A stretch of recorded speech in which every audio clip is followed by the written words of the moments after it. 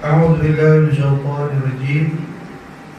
خير ما أحييكم من تحت الإسلام وتحت الإسلام بالسلام.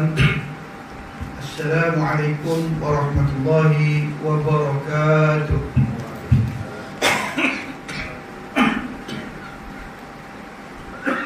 بسم الله الرحمن الرحيم. بسم الله ما شاء الله لا يسوق الخير إلا الله. بسم الله ما شاء الله لا يصرف السوء إلا الله. بسم الله ما شاء الله ما كان من نعمتي فمن الله.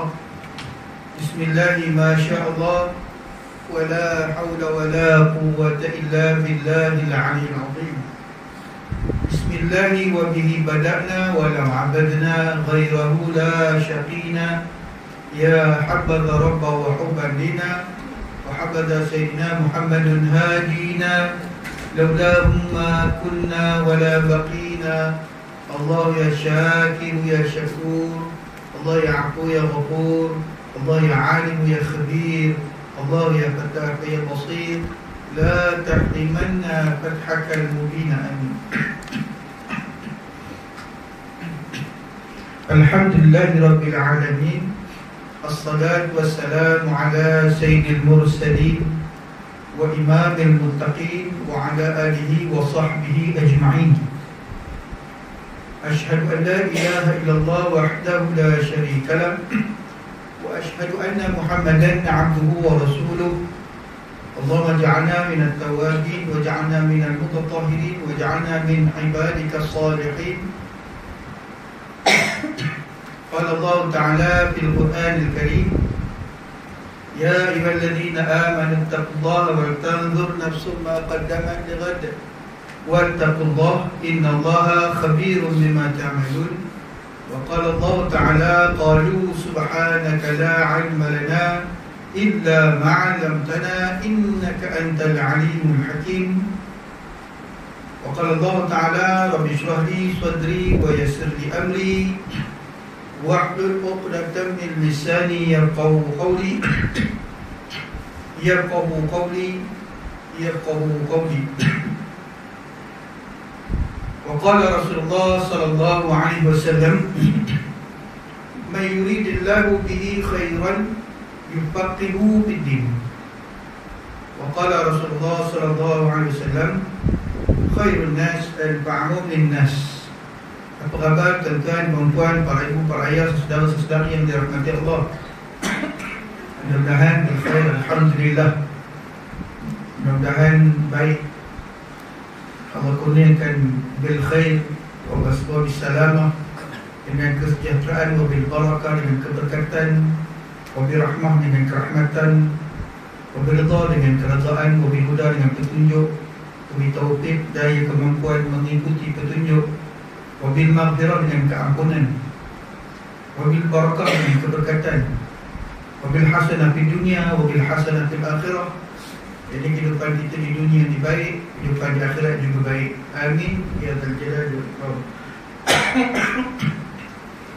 InsyaAllah malam ini kita nyambung surah Al-Balad, surah yang ke-90, merupakan surah Makkiyah, juzuk Amma, juzuk yang ke-30, yang mana kita sudah pun membaca ayat 1 hingga ayat 7. InsyaAllah malam ni ayat 8 kita mula, yang mana pada bahagian yang kedua ini merupakan prinsip dalam memilih al-ikhtiyar ataupun kasbun, usaha.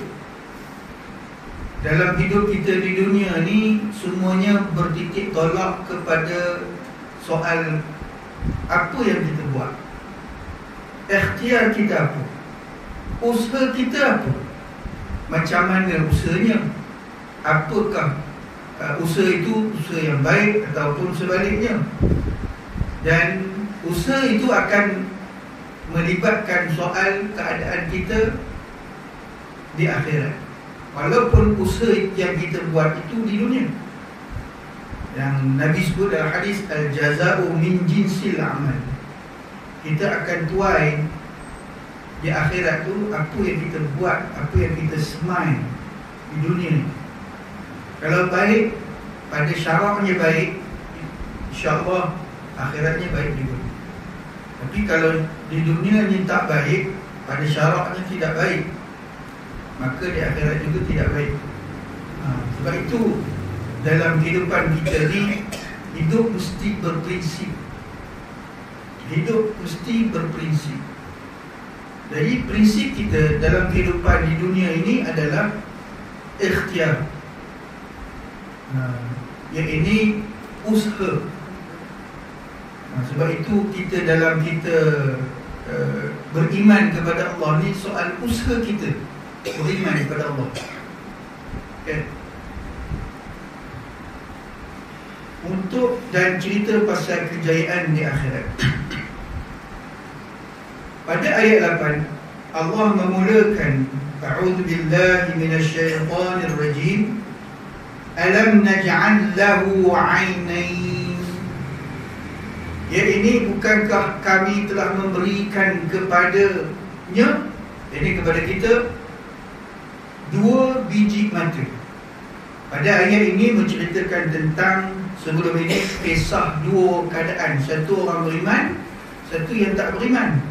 Yang tak beriman pula, dia kata, kami ni kan kita ni ramai, kuat, kita ni semuanya pegang Mekah ni, ekonominya kita pegang, politiknya kita pegang, semua kita pegang. Kenapa kita tak boleh kalahkan Nabi Muhammad dengan kaum pengikut-pengikutnya? Itu Allah terpelak kan.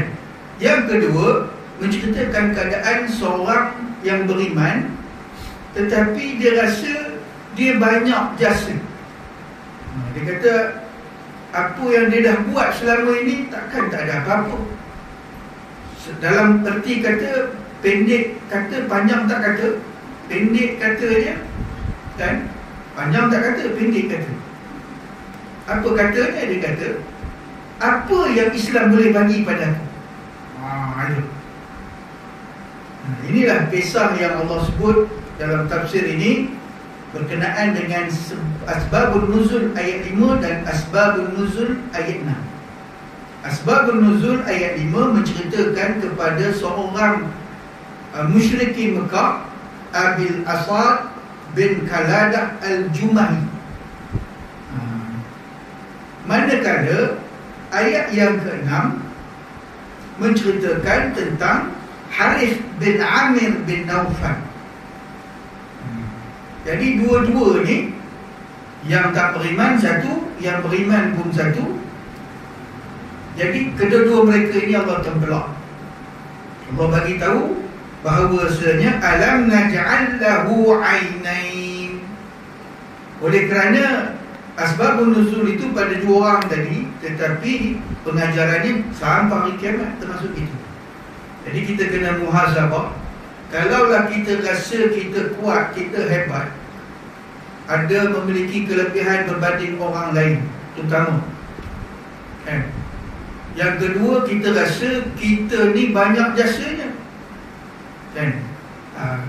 Kalau tak aku tak ada, tak jalan masjid tu. Contoh. Jadi dua ni Allah bagi ingat, bukankah kami telah memberikan mereka 2 mata kan, walisanahu wa syafatain, dan lidah berserta 2 syafatain, 2 bibir kan, wa hadainahun najdain, dan kami telah menunjukkan kepadanya 2 jalan.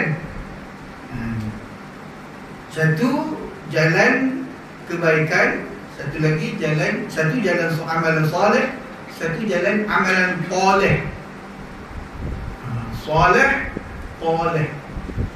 Satu jalan beriman kepada Allah, satu lagi jalan mengingkari Allah SWT. Satu jalan sami'na wa ata'na, kami dengar dan kami taat. Satu lagi jalan sami'na wa asayna, kami dengar tapi kami tak taat. Dua jalan Allah bagi pilih. Dunia, akhirat. Dosa, pahala, dosa. Syurga, neraka. Ini maksudnya. Islam, kafir. Dua je. Jadi kitalah memilihnya sebagai ujian, kerana bumi dunia ini darul ibtila, tempat kita diuji. Dalam Quran pun sebut, apakah kamu sangka kamu itu beriman sedangkan kamu belum diuji? Kita kata kita beriman, lagi belum uji itu, belum lulus lagi, belum tu tak boleh lagi nak rasa diri itu benar-benar beriman. Wa hadainahun najdain, dan kami telah memberikan petunjuk dengan memberikan dua jalan. Fa alhamaha fujuraha wa taqwaha. Allah telah mengilhamkan kita dua ilham. Satu ilham fujur, maksiat. Satu lagi ilham taqwa. Dua-dua ni Allah bagi. Kan? Cuma kita pilih. Kenapa pilih? Kerana sebagai ujian daripada Allah Subhanahu wa ta'ala. Kemudian Allah sebut dalam surah Al-Balad juga ayat 11, falaq tahamal aqabah.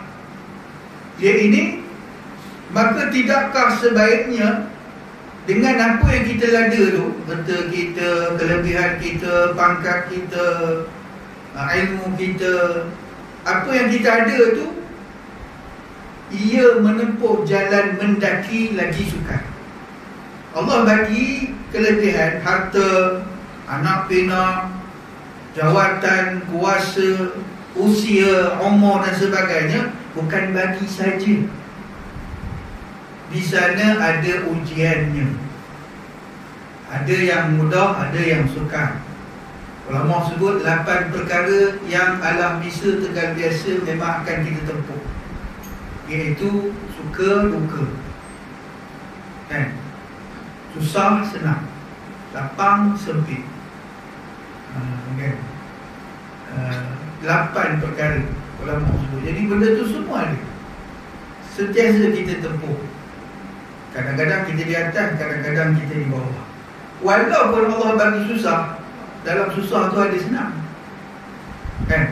Faman ya'mal innal usri yusra fa inna ma'al usri yusra. Dalam susah tu ada senang, dalam susah ada senang. Itu kita kena yakin pada Allah. Dalam pada kita susah, ada Allah bagi kemudahan, kan? Banyaklah dalam kehidupan kita, kan? Susah, tapi dalam pada susah tu ada mudah.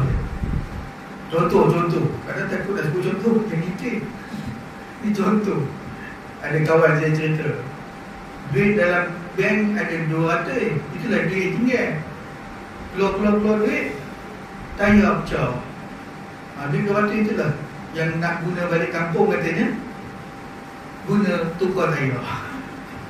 Fa inna ma'al usri yusra, inna ma'al usri yusra. Dalam susah ada senang.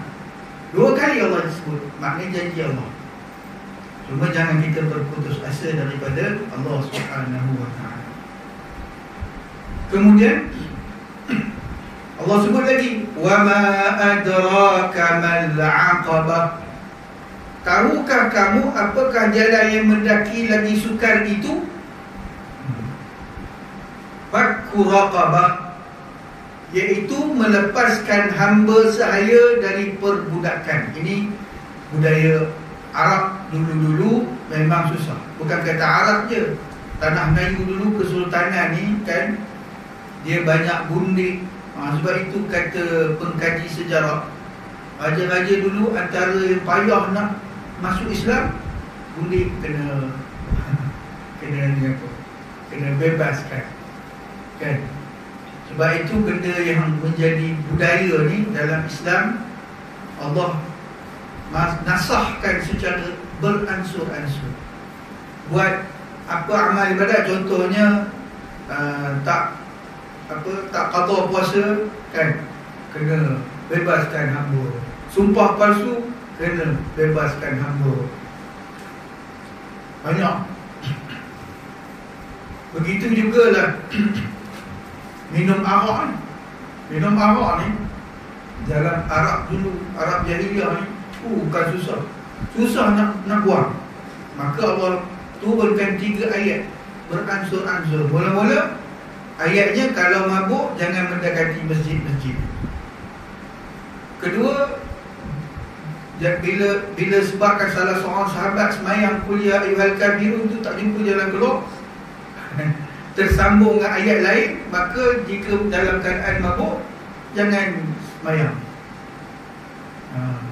Sebab itu orang Arab jahiliah dulu pilih nak mabuk waktu yang agak panjang, iaitu lepas Isyak. Lepas Isyak ke subuh panjang. Mereka bermabuk waktu tu. Zaman tu belum keadaan tu bernasahnya, masuknya sikit-sikit. Sehinggalah apabila dia orang buat makan-makan, sahabat kena hentak dengan tulang unta, barulah haramnya secara mutlak memansuhkan arak ni, haramnya tak kira aku. Maknanya arak ni hendaklah haramnya secara mutlak, tak kira apa keadaan. Okay. Sehinggalah ini, jangan pula nanti ada orang mundur balik belakang. Kita kena mula pengharaman yang pertama.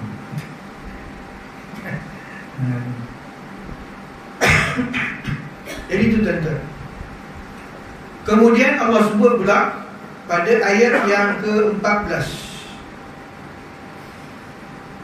dalam membebaskan hamba sahaya itu di kalangan Arab jahiliah itu susah.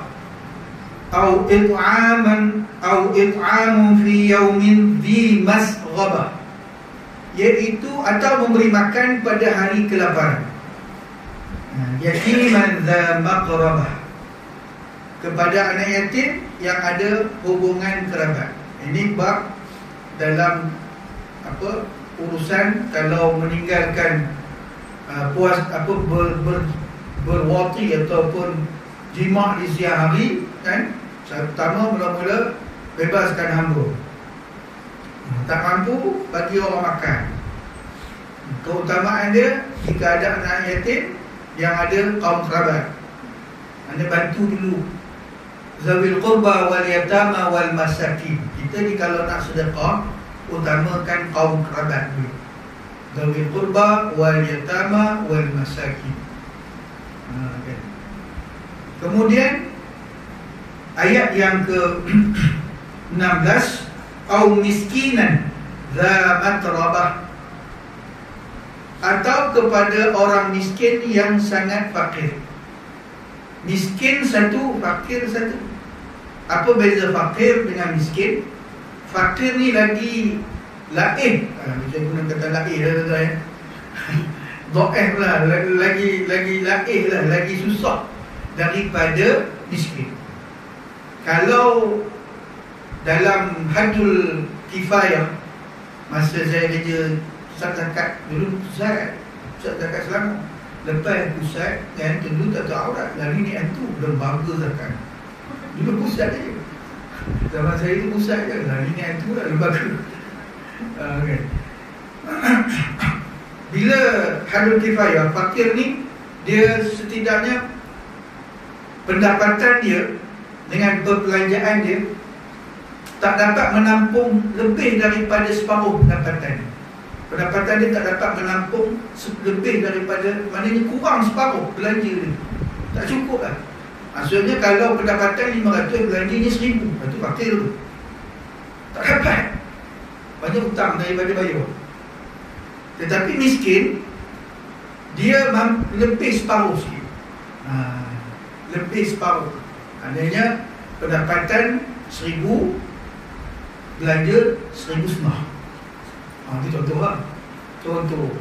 Jadi dikira lah hadil kifayah tu. Untuk diri berapa, belanja diri, keluarga, isteri, anak-anak yang sekolah, orang, ditolak lah. Kemudian ada pinjaman mana-mana, ditolak. Kemudian semua belanja-belanja tu dia tidak akan kira apakah lebih separuh daripada pendapatan atau kurang separuh daripada pendapatan. untuk menentukan fakir atau miskin. Itulah pengalaman saya di pusat zakat. Inilah yang tu, lembaga zakat Selangor. Itu tuan. Jadi ayat yang ke-18 ni, ayat yang ke-16 menceritakan tentang tanggungjawab kita kepada orang miskin. Kemudian pada ayat yang ke-17, "Tsumma kana minal ladzina amanu wa tawassaw bis-sabri wa tawassaw bil marhamah." Kemudian orang-orang yang beriman, yang mana mereka ini membebaskan hamba sahaya kalau dulu, kemudian bagi orang makan yang kelaparan, orang miskin, bantu kaum kerabat, anak yatim. Mereka ini merupakan amalan soleh. Orang yang beriman, yang saling berpesan untuk bersabar dan saling berpesan untuk bil marhamah, berkasih sayang. Lalu kita pesan, kita nak nasihatnya mesti dengan sabar. Sebab masa tu kemuncak rasa membuat kita betul orang tak betul. Masa tu ada kena sabar. Jangan terlebih break. Agak-agak terlebih sikit tarik handbrake. Betul lah. Walaupun orang yang kita nasihat tu jelas terang-terang tak betul. Keadaan kita nak merasakan dia tak betul itu membuatkan kita kadang hilang sabar. Apatah lagi kalau dia tak dengar, lagi hilang sabar. Okay. Jadi kena sabar dalam, tak kira dalam surah Al-Balad pun, surah Al-Asr pun sama. Kan? Wal asri, demi masa. Waktu pertama ulama kata kenapa Allah bahaskan demi masa asar. Satu, wal asri, demi masa. Yang kedua, asar. Kenapa asar? Sebab waktu asar tu waktu sekat, waktu orang yang mudah lalai, waktu balik kerja, itik pulang petang. Kan? Tak percaya, tadi kita mari pergi surau kan, pergi masjid, tengok orang bawa kereta macam mana. Relax. Kita ni nak cepat ni kan. Dia macam itik pulang petang. Relax, tenang. Kena sabar tu, kena sabar. Ngikor belakang, tak boleh potong dah belah. Jadi kena sabar. Itu watawassaw bil haqq watawassaw bis sabri. Dalam surah Al-Asr ya, watawassaw bil haqq watawassaw bis sabr. Dia kena ada sabar juga dan kena berpesan dengan berkasih sayang. Jadi tu ayat yang ke-17, Allah pesan orang beriman ni, dia buat, maknanya dia tidak mengabaikan orang miskin, dia tidak menjadikan hamba sahaya sesama manusia, menjaga anak yatim dan kaum kerabat, serta memberi makan pada orang yang lapar, serta mereka itu bernasihat dalam keadaan sabar dan berkasih sayang. Kemudian Allah sebut ayat yang ke-18, ulaika ashabul maimanah. Orang yang tadi itu, yang membebaskan hamba, tidak menjadi hamba sama manusia, yang beri orang makan ketika lapar, memberi bantu orang miskin, bantu anak yatim, kaum kerabat, kan, yang berpesan-pesan dengan sabaran, dengan berkasih sayang ni tadi.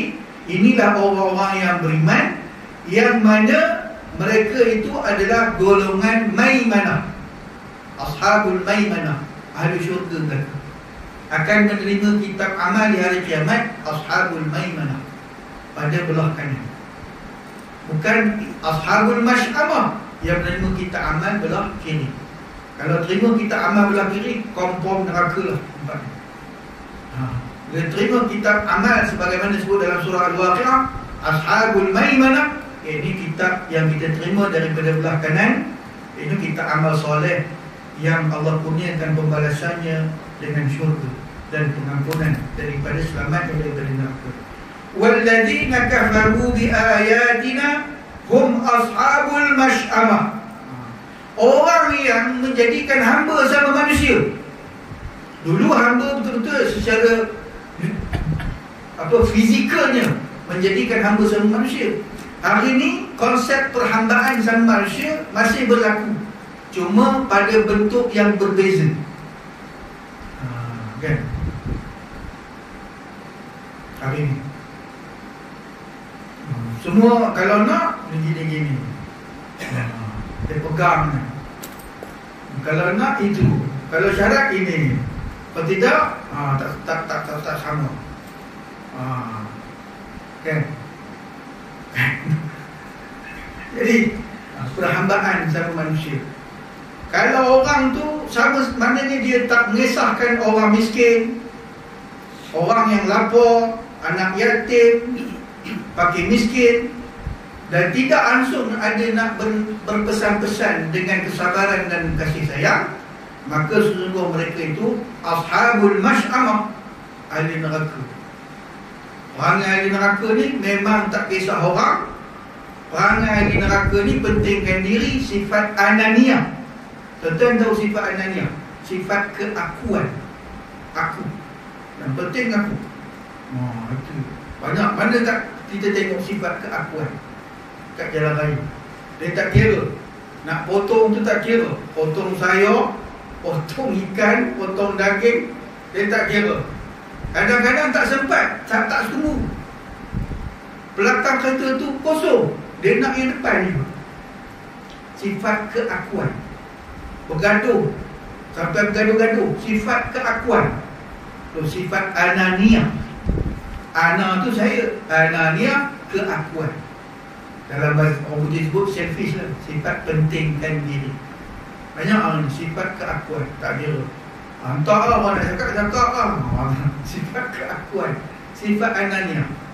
Maka sifat-sifat ananiah ni tadi, dia tak peduli tentang soal hamba sesama manusia. Dia tak peduli soal orang miskin, orang fakir. Tak kira siapa lapar, berarti aku kenyang. Dia tak kira tentang kaum kerabat, anak yatim. Dia tak kira. Sebab itu mereka ni merupakan ashabul masy'amah. Ini ahli neraka. Alaihim narun mu'salah. Semua mereka yang tadi itu, ahli neraka tadi, akan masuk dalam neraka, yang mana pintu neraka itu mu'salah, ditutup rapat-rapat. Itulah pada pusingan yang kedua surah Al-Balad yang menyebutkan tentang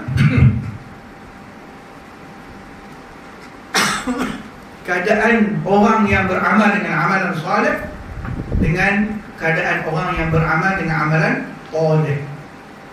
Baik, kita tengok satu-satu. Apa kata musannif, pengarang tafsir Al-Munir, Al-Marhum Syekh Dr. Wahb Az-Zuhaili rahimahullah ta'ala.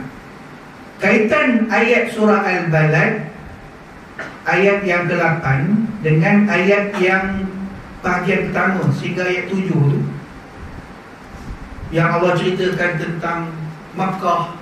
Allah cerita tentang kerahmatan Allah bagi pada orang yang duduk sekitar Makkah.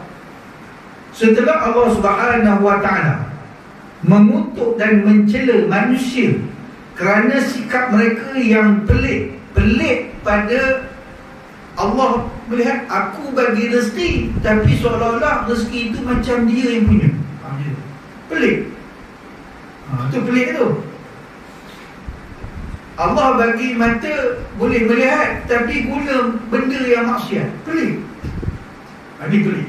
Kita pelik pada yang luar kebiasaan. Sebab kita ni selalu biasakan yang tak betul. Sepatutnya biasakan yang betul, betulkan yang biasa. Kan? Biasakan yang betul pada syarak tu betul, bukan pada kita, pada syarak. Maka bila Allah kurniakan apa pun kelebihan yang kita ada, dari sudut ilmunya, dari sudut kelebihan harta bendanya, dari sudut jawatannya, dari sudut apa pun, semuanya daripada Allah. Dan inilah keadaan yang mana kalau kita la in syakartum la azidanakum wa la in kafartum inna azabi lasyadid. Kalau kamu syukur, Allah tambah nikmat. Tapi kalau kita kufur, tak syukur, maka Allah jadikan nikmat tu sebagai penyusah. Inilah yang mereka dapat nikmat tak syukur. Ini amat menghairankan. Allah membuktikan pula kesempurnaan kekuasaannya dengan penciptaan mata, lidah, bibir dan akal yang boleh membezakan di antara kebaikan dan keburukan. Mari kita tengok lidah. Allah bagi mata, dua mata. Allah sebut tadi kan, Allah bagi ainain, dua mata. Allah bagi satu lidah. Allah bagi syafatain, dua bibir. Baik. Dr. Mustafa As-Sibai, pengarang kitab Sirah An-Nabawiyah, dia pernah sebut, kenapa Allah bagi dua mata? Kenapa Allah bagi kita satu lidah? Sehingga kan dia sebut, jangan salah faham kaum ibu ya, yang dua jangan jadi satu, yang satu jangan jadi dua. Orang lelaki kita dua satu ni nak tambah ke? Bukan. Yang dua jangan jadi satu, yang satu jangan jadi dua, kata Dr. Mustafa As-Sibai rahimahullah ta'ala. Kita digunakan dua mata supaya kita melihat dunia, kehidupannya dan akhirat nanti. Kita tengok muhasabah kita, diri kita, dan kita tengok orang lain, supaya kita jangan ada sifat ananiah tadi, sifat keakuan. Tetapi berapa ramai orang tengok dengan satu mata, walaupun keadaan zahirnya dua mata. Penting dia. Dia hanya hidup dunia je, tak fikir akhirat tu apa akan jadi. Sedangkan dalam Quran surah Al-Hasyr Allah sebut, ya ayyuhallazina amanu taqullaha wal tanzur nafsum ma qaddamat lighad. Wahai orang beriman, bertakwalah kamu kepada Allah. Macam mana takwa? Wal tanzur, melihat diri apa ada bekalan hari kemudian. Tengok diri, wal tanzur. Kemudian apa ada bekalan. Maknanya melihat dengan dua mata, bukan melihat dengan satu mata. Sebab itu Dajjal didatangkan dengan satu mata. Sebab dia tak tengok akhirat, dia tengok dunia saja. Jadi kata Dr. Syekh Mustafa As-Sibai, kita Allah bagi dua mata, tapi ramai orang tengok satu. Lepas tu yang dua jangan jadi satu, yang satu jangan jadi dua. Allah bagi lidah ni satu, tapi macam dua lidah. Dah rupa bewok. Bewok kan, tak bewok ular. Ular membelit, bewok nama pun bewok kan. Tengah ada orang relax je, macam tak ada apa-apa je. Bila nak dekat dia, baru kelang kabut. Bewok punya pakai kan. Bewok daripada jauh macam relax, tak ada apa-apa je kan. Nedin je kan.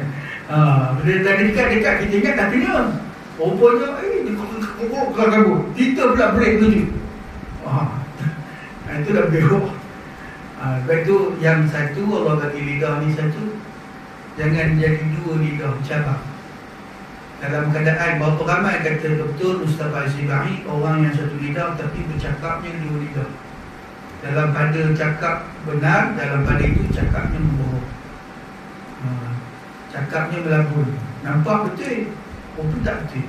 Nampak tak betul, macam betul, pun tak betul.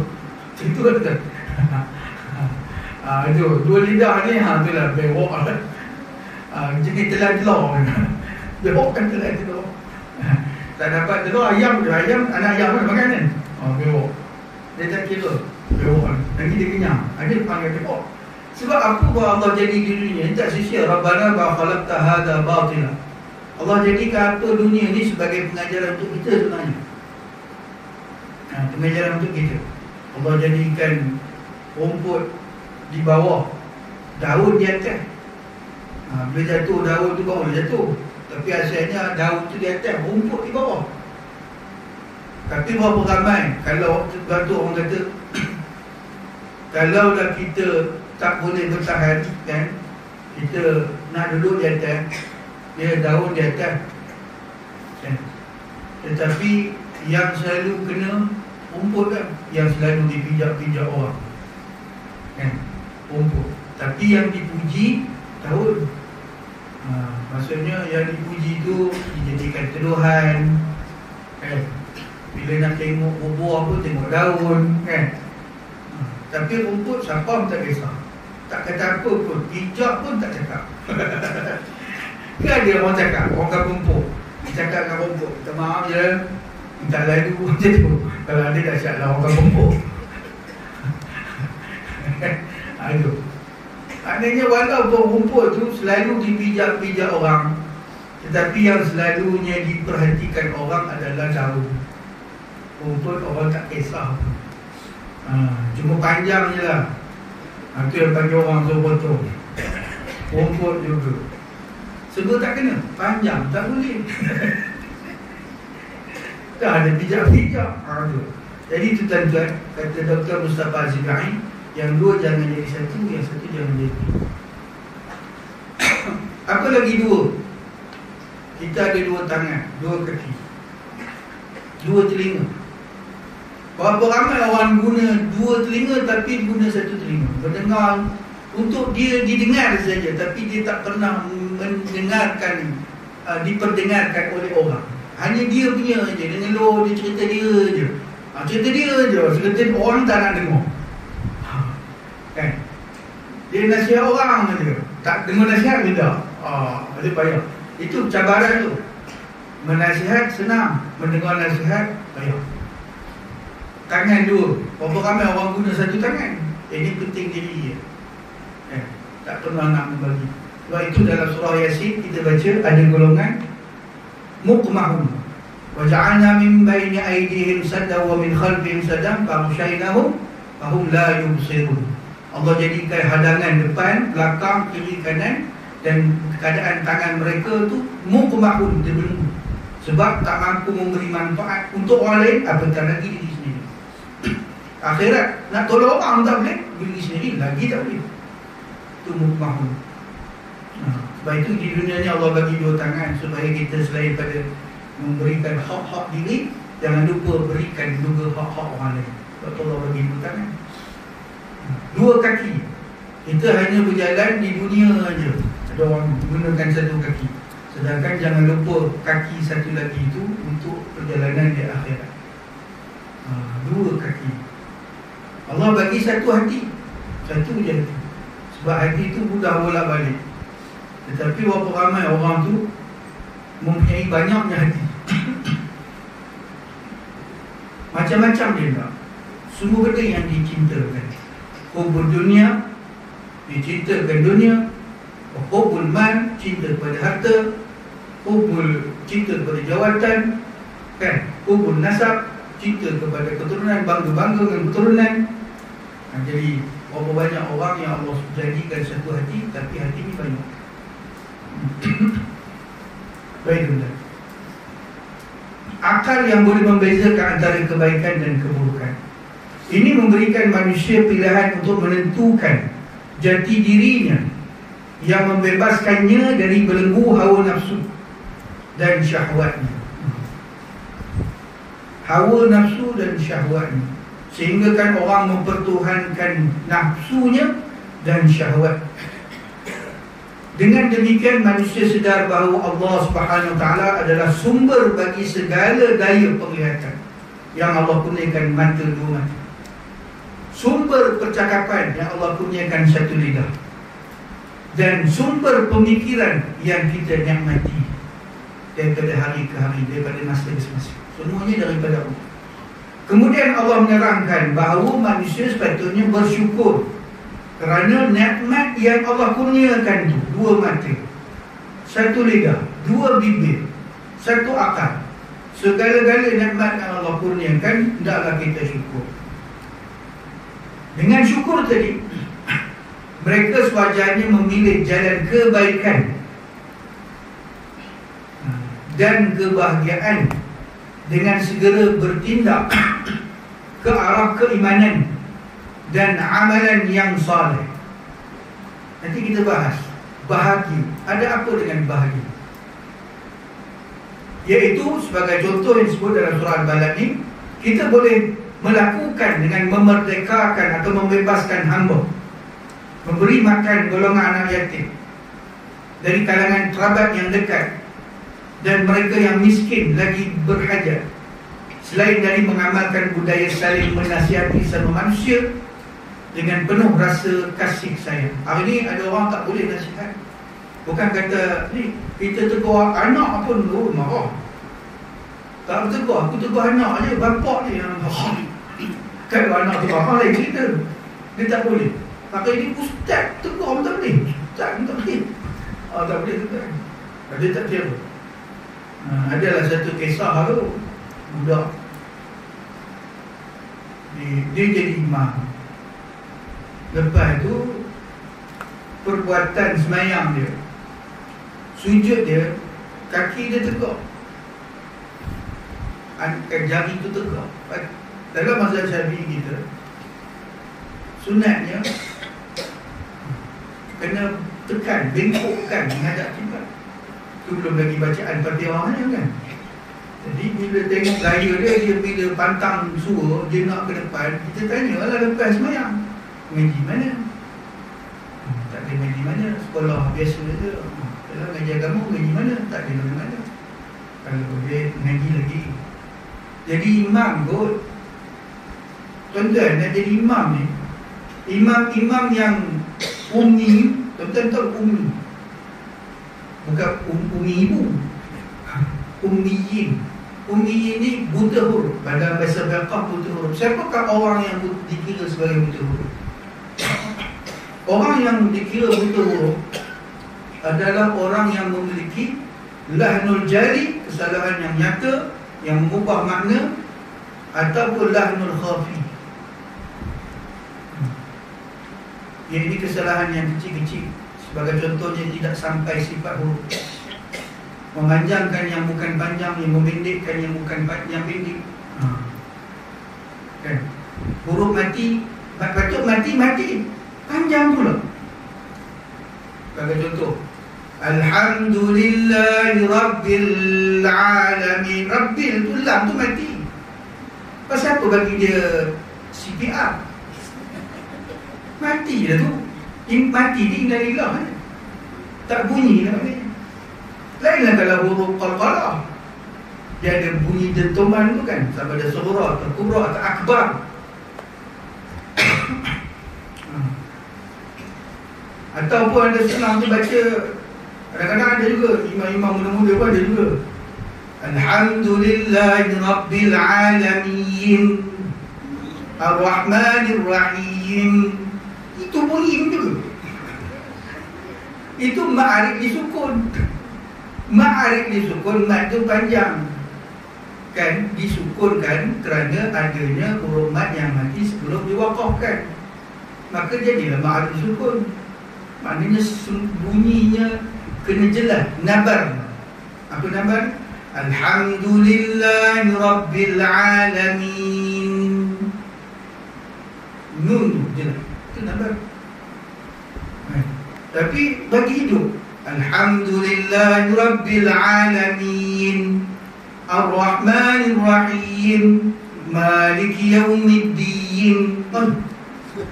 Macam dengar bunyi mak rentip lalu ke tepi, yang nyamuk je. Tak tahu, hari ni orang mengaji, baca imam, suka ikut trend. Kononnya imam Mekah tak sedar diri. Awak tu bukan Mekah. Cik sudah, bukan. Lepas tu baca pula dengung kan? Semuanya khisyumi berlaku. Alhamdulillahi Rabbil Alamin Ar-Rahmanir Rahim.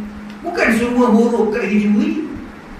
Huruf hijumi ni huruf mim, huruf nun kan?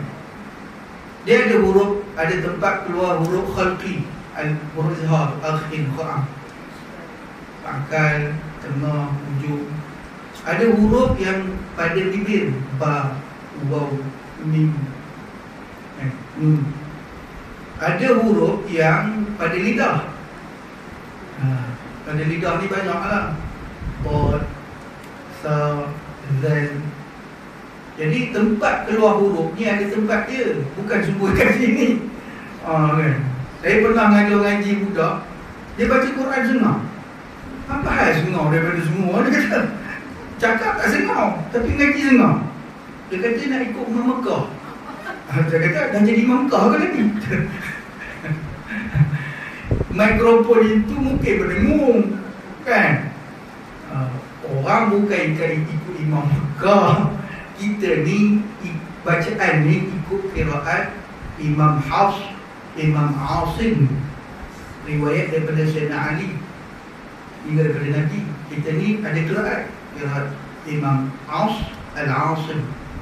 Itu yang kita baca, Alhamdulillahi Rabbil Alamin, kan? Tu dekat huruf Al-Qim. Bukan semua kat bibir. Ada orang yelah baca semua bibir, semua ni bukan kat bibir. Alhamdulillah, kan? Dia kat tegak, tak lah.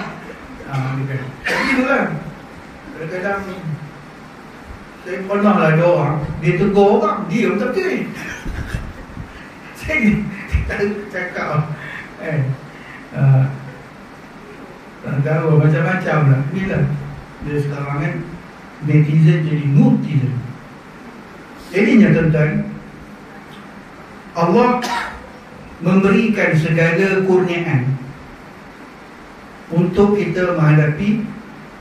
Allah kurniakan kebahagiaan hasil daripada pemilihan yang Allah sebut tadi, pemilihan yang betul, menyebabkan manusia akan tergolong dalam salah satu daripada dua golongan, Ashabul Maimanah atau Ashabul Masy'amah. Sebab itu apa kita buat bukan tak ada apa-apa, ada konsekuensinya, kesan, ada akibatnya, iaitu golongan kanan Ashabul Yamin dan bahagia yang mana tempat mereka syurga, dan golongan kedua Ashabul Shimal, ini golongan kiri yang sengsara, yang mana tempat mereka adalah di dalam neraka.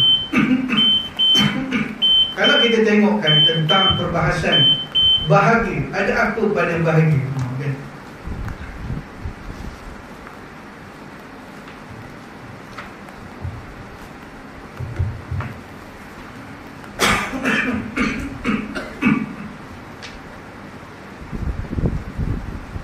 Sebelum ni Allah dah sebut tentang bahawa Allah jadikan manusia ni memang kabar, maknanya hidupnya banyak pancaroba. Bahkan bukan setakat hidupnya pancaroba, kejadian pun yang Allah jadikan complicated, kan? Makanya di sini Allah sebut pula berkenaan dengan tentang bahagia. Mana dia? Apa ciri-ciri bahagia? Oh sini. Bentar.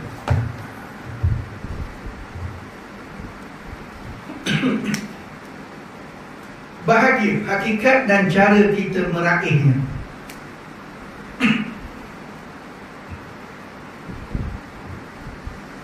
Imam Al-Ghazali menyebutkan dalam kitab Ihya Ulumuddin jilid 3 surah 8, bahagia adalah ketika mana manusia berada pada satu puncak ketakwaan yang merupakan kenikmatan daripada Allah Subhanahu Wa Taala, yang Allah kurniakan kepada khusus orang beriman, yang merupakan kurniaan Jalailul Daqaiqun Ni'am, nikmat khusus.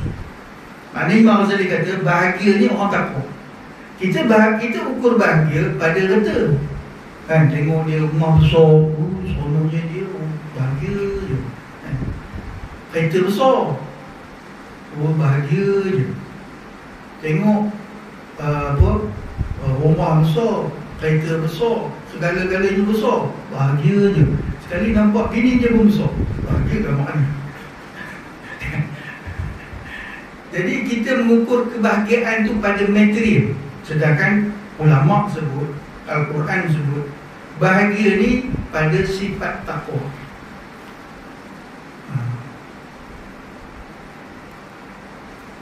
Al-Farabi menyebutkan kebahagiaan yang sebenar adalah apabila manusia sampai ke tahap kesempurnaan yang ada di akhirat.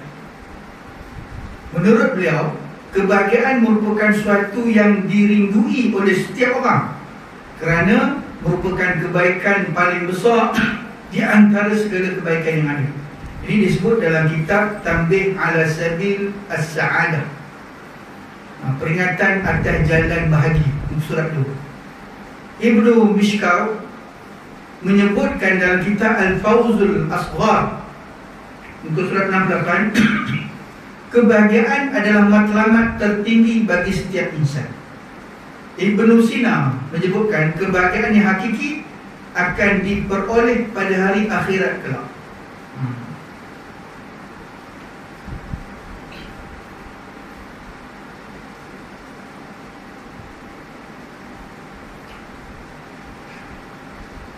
Ibnu Tufail menyebut dalam kitab Dirasah An-Nafsiyah 'inda al-ulama al-muslimin, kebahagiaan yang hakiki ialah kebahagiaan di akhirat, saat bertemu dengan Allah dan dapat melihat Allah. Ulama sepakat Ahlussunnah Jemaah, orang beriman ni dapat melihat Allah SWT. Macam mana? Belum kiamat lagi. Tunggu. Jangan tanya sekarang. Tapi sepakat ulama, ijma' ulama, bahawa orang beriman dapat melihat Allah. Profesor Syed Muhammad Naqwi Al-Attas menyebutkan makna bahagia dalam bahasa Arab as-sa'adah, iaitu pada manusia adalah kemuncak kebahagiaan terakhir, iaitu dengan cara menyerahkan diri secara sukarela kepada Islam dengan beriman kepada Allah SWT dan mentaati segala perintah dan larangannya.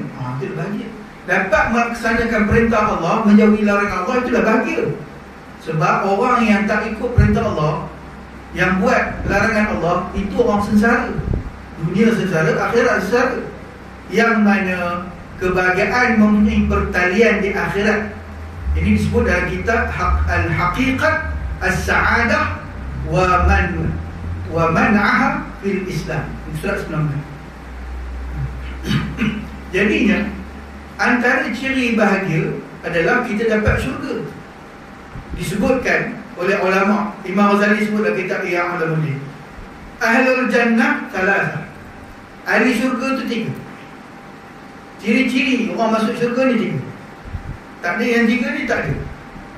Yang pertama Al-Muhsinu, yang kedua Al-Mahabbah, yang ketiga Wal-Kafu Anhu. Apa yang pertama? Al-Muhsinu, orang yang berbuat amalan soleh. Itu pertama. Yang kedua, Mahabbah, orang yang sentiasa mencintai orang buat baik. Kita ni kalau tak mampu buat baik, mencintai orang buat baik. Jangan jadi orang yang ketiga, iaitu orang Wal-Kafu Anhu, patutnya orang yang tidak jahat terhadap orang yang buat baik. Seperti kita tak mampu buat baik, tak mampu cinta pada orang baik, tak mampu suka pada orang baik, bahkan kita ni buat jahat pada orang baik. Ini lagi teruk. 3 ni. Pertama, buat baik. Yang kedua, cinta pada orang yang buat baik, walaupun benda tu remeh sekalipun. Sebab itu dilarang kita meremehkan, menyepelekan kebaikan walaupun kecil. Kecil-kecil itu pada sisi Allah ada nilainya, ada pembalasannya. Faman ya'mal mithqala dzarratin khairan yarah wa man ya'mal mithqala dzarratin syarran yarah. Barang siapa buat baik walaupun sebesar zarah, tak sia-sia. Buat jahat sebesar zarah pun ada akibat dia. Jadi kita kena jadi orang yang buat baik. Tak mampu jadi orang buat baik, paling tidak mencintai orang buat baik. Yang ketiga, kita tidak jahat terhadap orang yang buat baik, bukan memusuhi orang buat baik. Selalu bila orang buat baik, alah, apalah sangat, kita meremeh-remehkan. Dan ciri orang bahagia, al-muslimu man salim al-muslim min lisani wa yadi. Sahih Bukhari. Orang Muslim dengan orang Muslim ni selamat dengan lidahnya dan tangan. Jaga lidah dan jaga tangan dia, maka bahagialah orang Islam. Jadi itu tuan-tuan, antara kebahagiaan yang Allah sebut. Lawan bahagia celaka. Surah Taha ayat 123. Fa imma bainakum fa imma ya'yannakum minni hudan famanittaba'a hudaya fala yadhillu wa la yashqa. Maka jika datang kepadamu petunjuk daripada aku, lalu barang siapa yang mengikut petunjukku, ia tidak akan sesat dan tidak akan dicelakakan. Siapa yang jauh pada petunjuk, maknanya tak bahagia, ia akan dicelakakan oleh Allah SWT. Wa man a'rada an dzikri fa inna lahu ma'isyatan dhanka wa nahsyuruhu yaumal qiyamati a'ma. Surah Taha ayat 124. Dan barang siapa yang berpaling dari peringatanku, maka sungguhnya baginya penghidupan yang sempit, dan kami akan menghimpunkannya pada hari kiamat dalam keadaan a'ma, buta. Sebab dunia buta, akhirat pun buta. Buta di dunia, mata ada, tapi buta kebenaran, buta tak nampak benda baik. Yang nampaknya dia guna bukan mata lebah, dia guna mata lalat. Nampak benda tak elok je. Lalat bagilah bunga, dia tak nampak bunga, dia nampak tahi juga. Kan? Jadi lebah dia suka benda elok, dia tengok bunga, dia hasilkan madu. Madu yang lebah hasilkan bukan dekat belakang. Yang belakang tu tempat sengat je. Dia hasilkan madu ni pada mulutnya. Benda baik. Benda baik takkan. Oleh itu Allah menjelaskan cita-cita sebenar kita kehidupan ni, sebaik kehidupan di dunia, kehidupan akhirat. Apa cita-cita yang kita nak letak? Surah An-Najm ayat 24 dan ayat 65. Apa dia? Am lil insani ma tamanna. Atau apakah manusia akan mendapat segala apa yang dicita-citakannya? Macam-macam kita tak. Falillahil akhiratu wal ula. Tidak, maka hanya bagi Allah kehidupan akhirat dan kehidupan dunia. Allah. Kehidupan kita ni hanya. Sebab itu kita letak, bila kita baca doa istiftah atau iftitah, pembuka, inna salati wa nusuki wa mahyaya wa mamati lillahi rabbil alamin. Semuanya semayangku, ibadat nusuk, ibadat puasa, ibadat zakat, ibadat haji, ibadat yang ada kesusahan, yang ada pengorbanan. Wa mahyaya, hidupku, wa mamati, matiku, lillahi rabbil alamin. Maknanya cita-cita kita Allah. Barulah kita dapat bahagia dunia, bahagia akhirat. Itu dia. Jadi kalau kita nak bahagia, tanya balik, bahagia tu apa bahagia yang kita letak nilai ukuran ni. Kalau kita letak pada benda yang bukan sepatutnya, maka kita tu al-ghurura, terpedaya. Tahun depan kita cerita pada ayat yang penjelasan ayat 8. Ghurura, siapakah yang terpedaya?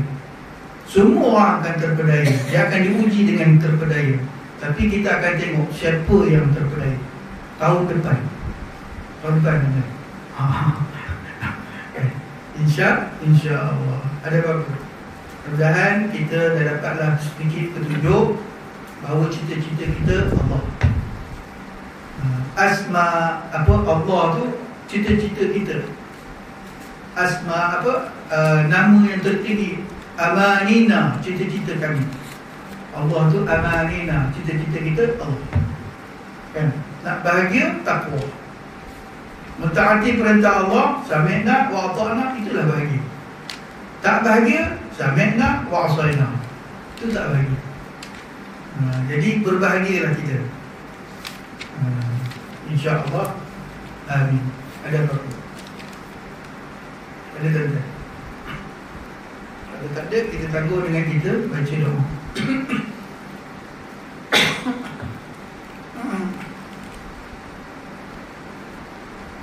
A'udzubillahi minasyaitonirrajim. Bismillahirrahmanirrahim. Alhamdulillahi rabbil alamin. Assalatu wassalamu ala sayyidil mursalin wa imamil muttaqin wa ala alihi wa sahbihi ajma'in. Allahumma ya musabbibal asbab wahai Tuhan yang menguasai segala sebab. Wa ya fatihal abwab, wahai Tuhan yang membuka segala pintu-pintu. Wa ya sami'al aswat, wahai Tuhan yang maha mendengar segala suara-suara. Wa ya qadiyal hajat, wahai Tuhan yang memakbulkan segala hajat. Wa ya mujibad da'wat, Tuhan yang memakbulkan segala doa-doa. Ij'alna minan najihin, jadikan kami berjaya di dunia dan berjaya di akhirat. Allahumma ighfir lana dhunubana wa liwalidina warhamhum kama rabbawna shighara. Allahumma ahrimna ladzata ma'siyatik warzuqna ladzata ta'atik. Allahumma antal karimul akram, la ilaha illa anta. Antar razzaqur raziq, la ilaha illa anta. Antal dzul quwwatil matin, la ilaha illa anta. Antal wasi'ul hakim, la ilaha illa anta. Antal arshil azim, tabarakta wa ta'ala. Antal arshil karim, tabarakta wa ta'ala. أنت العرش المجيد تبارك وتعالى. أنت الجواد البر سبحانك وبحمدك. اللهم ارزقنا السكينة في قلوبنا والسعادة في بيوتنا والصحة في أبداننا والبركة في أرزاقنا. Ya Allah, rezekikan kami ketenangan dalam hati-hati kami dan kebahagiaan pada rumah-rumah kami dan kesihatan pada tubuh badan kami dan keberkatan pada rezeki-rezeki kami. Allahumma ja'al buyutana buyuta khair wa barakah. Ya Allah, jadikan rumah-rumah kami rumah yang baik dan berkah. Allahumma ja'al buyutana buyuta hidayah wa taqwa. Jadikan rumah-rumah kami rumah yang memberikan petunjuk dan takwa. Allahumma ja'al buyutana buyuta sitri wa sihah. Jadikan rumah-rumah kami rumah yang dijadikan tempat perlindungan dan kesihatan. Allahumma ja'al buyutana buyuta sa'adah wa farahah. Jadikan rumah-rumah kami rumah yang diberikan kebahagiaan dan kegembiraan. Allahumma ja'al buyutana buyuta maghfirah wa rahmah. Jadikan rumah-rumah kami rumah yang diberikan keampunan dan kerahmatan. Allahumma ja'al buyutana buyuta tama'nina wa rahah. Jadikan rumah-rumah kami rumah yang diberikan ketenangan dan kerehatan. Allahumma ja'al buyutana buyuta najah wa falah. Jadikan rumah-rumah kami rumah yang diberikan kejayaan dan keberuntungan. Allahumma ja'al buyutana buyuta tasbih wa istighfar wa salawat ala Nabi sallallahu alaihi wasallam. Ya Allah, jadikan rumah-rumah kami rumah yang sentiasa bertasbih dan beristighfar dan berselawat kepada Nabi sallallahu alaihi wasallam. Allahumma barik lana fi ahlina wa barik lahum fina. Ya Allah, berkatilah bagi kami pada keluarga kami dan berkatilah mereka dalam diri kami. Ya Allah, berkatilah kami pada bulan Rajab dan sampaikanlah kami pada bulan Sya'ban dan Ramadan dan seterusnya. Warzuqna minhum warzuqhum minha. Ya Allah, rezekikan kami melalui mereka dan rezekikan mereka melalui kami. Allahumma jma' bainana ma jama'ta ila khair. Ya Allah, himpunkan kami semua dalam kebaikan. Rabbana la tuzigh qulubana ba'da idh hadaytana wa hab lana min ladunka rahmah innaka antal wahhab. Rabbana atina fid dunya hasanah wa fil akhirati hasanah wa qina adzabannar. Sallallahu ala sayyidina Muhammadin wa ala alihi wa sahbihi wa sallam. Walhamdulillahi rabbil alamin ya dzal jalali wal ikram. Aqulu qawli hadha wa astaghfiru lakum. Assalamualaikum warahmatullahi wabarakatuh. Wallahu a'lam. Terima kasih atas kesudian tuan-tuan dan puan-puan. Wallahu a'lam bishawab.